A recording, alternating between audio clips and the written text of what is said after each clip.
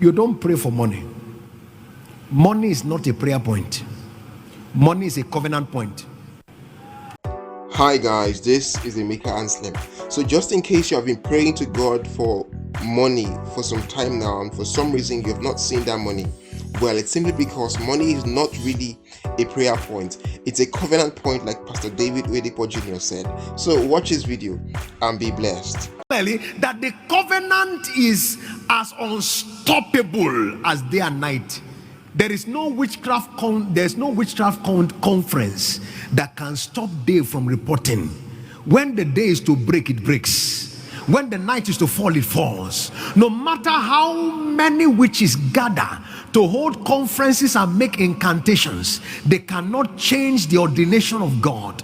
In the same vein, the covenant carries the same potency. Whatever could not stop the sun from rising today, and will not stop the night from falling today, and will not stop the sun from rising tomorrow, and will not stop the night from falling tomorrow, that thing cannot stop the covenant from working today. It cannot stop the covenant from working tomorrow. It cannot stop the covenant from working next tomorrow. It can't stop the covenant from working next month. It can't stop the covenant from working next year. The covenant is as potent. That is why you and I must build up our power base in the covenant. Recognize that God has given us what is stronger than the climate. Is somebody hearing what God is saying?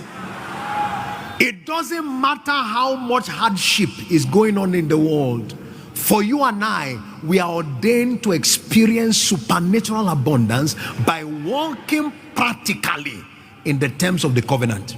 Now, here is what you and I must understand. You don't pray for money. Money is not a prayer point. Money is a covenant point. You don't pray for money. Lord, give me money. It's a wasted prayer. Money is not a prayer point. Money is a covenant point. What does that mean? Walking practically in the covenant is the key to enjoying prosperity. Here is what the Bible tells us. It said, 2 Corinthians chapter 9, verse 6 down to verse 8. Look at this closely. It said to us there, it said, this I say, he that sows sparingly shall reap sparingly. He that sows bountifully shall reap bountifully. He said that every man as he purposes in his heart, so let him give, not grudgingly or of necessity, for God loveth a cheerful giver. There's no prayer yet. And God is able to make all grace abound toward you, that you always having all sufficiency may abound unto every good work. No prayer yet. Verse 9, it says, and as it is written, he has dispersed abroad, he has given to the poor, his righteousness remaineth forever. No prayer yet. Verse 10, he said, now he that ministers seed to the sower, both minister bread for your food, and multiply your seed sown, and increase the fruit of your righteousness. No prayer yet. What is it that is making this abundance come? It is a covenant point, not a prayer point. What is the covenant? As long as the earth remains, seed time and harvest shall not cease. It's not a prayer point, it is a covenant point. So stop praying, God, give me money. No, step into the covenant. Step into the covenant. That's the key. Deuteronomy chapter 8 and verse 18. Thou shalt remember the Lord your God, for it is he that giveth thee what? Power to get wealth. He said that he may establish what? His covenant. So our power base for walking in this end time world is the covenant. Is the covenant. Is the covenant. So you are giving your tithe, understand, is covenant work. You are giving your offering, understand, is covenant work. You are giving to the poor, understand, is covenant work.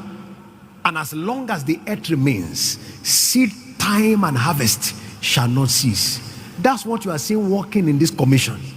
We pray, we fast, but never for money. As we keep engaging prayer, engaging fasting, we keep walking the details of the covenant. The details of the covenant. And as the covenant walk is engaged, the covenant walks on our behalf. It is those who walk the covenant that have the covenant walk for them. Those who walk the covenant. So our prayer gives us access to light, to see the reality. Our prayer dominates the forces that seek to oppose us, but our covenant engagement puts our feet inside butter and oil and causes us to begin to walk in supernatural affluence. That's what Job said.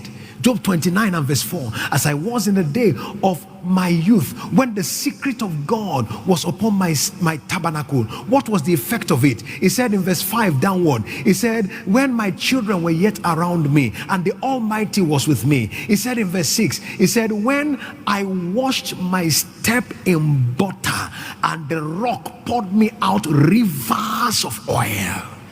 When you are walking in the covenant, you start stepping into affluence.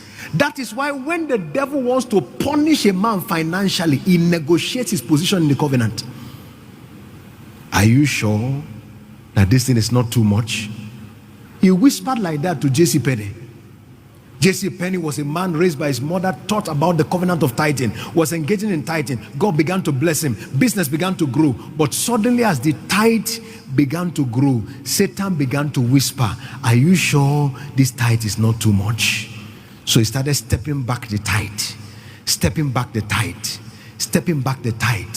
And hear this, every day you rub cream on your body. Is that not true? Or else your body will dry up. When you step out of the oil of affluence, it's a matter of time. Your life will dry up. Before he knew it, business went down towards bankruptcy. And then, the Lord, where have I missed it? Remember where you fell. And return back to the covenant. And then from there, began to walk higher and higher into affluence. And he continued like that till the day of his death. You see, the truth is this. If the devil wants to punish a man financially, he negotiates his covenant position. May God grant each one of us grace. Never to allow the devil negotiate our covenant position.